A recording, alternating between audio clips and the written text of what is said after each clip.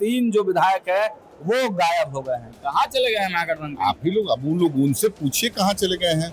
मैं पहले से ही आप लोग को कहता आ रहा हूँ कि एनडीए के हमारे पांचों उम्मीदवार चुनाव जीतेंगे और लगभग जीत गए हैं, मात्र औपचारिकता ही बाकी है। देखिए, लोकतंत्र है, डराना धमकाने वाली संस्कृति हम लोग की नहीं है।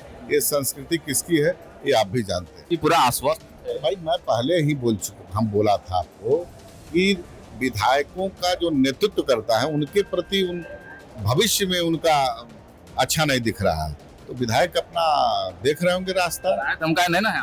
किसी पद की चिंता नहीं रहती है। मेरी पार्टी जो काम कर रही है, राष्ट्रीयता को आगे रख के काम करते हैं हम लोग, हमको उसकी चिंता होती है। हम किसी पद के लिए कभी नहीं भागते हैं। सारा वोट मेरे पास है। हाँ, तो इससे मैं आश्वस्त था कि मुझे होगा, दूसरे के भरोसे नहीं था। नमस्कार, मेरा नाम सागर कुमार है और आप न्यूज हाट देख रहे हैं। देखिए, महागठबंधन के तीन जो विधायक है वो गायब हो गए हैं। कहाँ चले गए हैं महागठबंधन के? आप ही लोग, अब उन लोग उनसे पूछिए कहाँ चले गए हैं। मैं पहले से ही आप लोग को कहता आ रहा हूँ कि एनडीए के हमारे पांचों उम्मीदवार चुनाव जीतेंगे और लगभग जीत गए हैं, मात्र औपचारिकता ही बाकी है।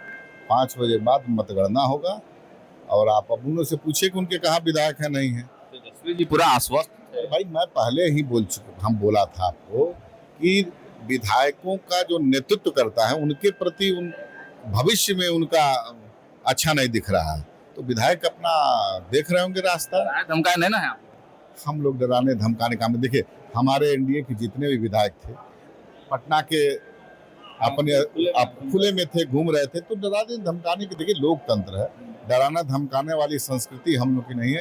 ये संस्कृति किसकी है ये आप भी जानते हैं। चलिए, तो देखिए, राजू तिवारी जी थे, इन्होंने कहा कि डराने धमकाने वाली संस्कृति किसकी थी वो सब जानते हैं, लेकिन महागठबंधन के 3 विधायक अभी तक नहीं पहुंचे हैं। और कुछ लोगों से बातचीत करते हैं कि 3 विधायक महागठबंधन के नहीं पहुंचे हैं, जीत की तरफ बढ़ रहे हैं आप लोग। मैं शुरू से बोल रहा हूँ, हमारी जो एनडीए गठबंधन एकजुट है, हमको अपने पे भरोसा है, हम जीत रहे हैं। सुरेश जी, महागठबंधन ने यह आरोप लगा दिया था शुरुआत में ही कि आप चूंकि दलित हैं, इस वजह से 5वें नंबर पर आपको ढकेल दिया गया, लेकिन फिर भी आप आश्वस्त थे कि आप जीतेंगे। देखिए, मैं पार्टी का कार्यकर्ता हूँ, एक आरएसएस का सदस्य हूँ, विद्यार्थी परिषद में काम करके आया हूँ, तो मुझे किसी पद की चिंता नहीं रहती है। मेरी पार्टी जो काम कर रही है, राष्ट्रीयता को आगे रख के काम करते हैं हम लोग, हमको उसकी चिंता होती है। हम किसी पद के लिए कभी नहीं भागते हैं और पार्टी का ध्यान भी रहता है मेरे ऊपर।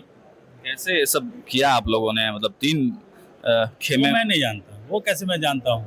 मैं तो अपना जानता हूँ ना। आपको मैं एक चीज बता देता हूँ कि सेकंड प्रेफरेंस का सारा वोट मेरे पास है। हाँ, तो इससे मैं आश्वस्त था कि मुझे होगा, दूसरे के भरोसे नहीं था।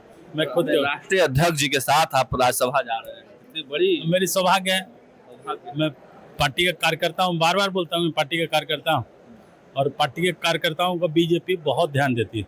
अच्छा, अब भाजपा का सीएम बनने जा रहा है, चर्चाएं हैं कि भाजपा का सीएम बनेगा, तो कैसे देखते हैं? क्योंकि बड़ा लंबा आप लोगों ने सत्ता में तो आप रहे, लेकिन मुख्यमंत्री की कुर्सी तक बिहार में नहीं पहुंच पाए। देखिए, हमारे 5 गठबंधन है, पांचों गठबंधन के नेता, शीर्ष नेतृत्व बैठेगा, वो लोग तय करेंगे। कोई जो भी रिजल्ट आएगा बहुत शानदार आएगा और बहुत शानदार आएगा, इससे ज्यादा कुछ नहीं हो सकता। ये तो बहुत शानदार आएगा और देखिए, चेहरे पर खुशी जो है सुरेश राम के झलक रहा है। 5वें कैंडिडेट हैं और अब चुनाव जीतने में कुछ ही घड़ी बाकी रह गई है।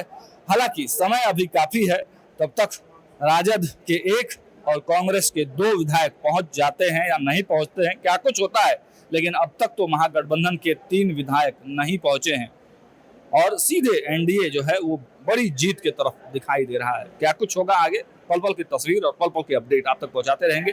देखते रहिए न्यूज हाट। बहुत बहुत धन्यवाद।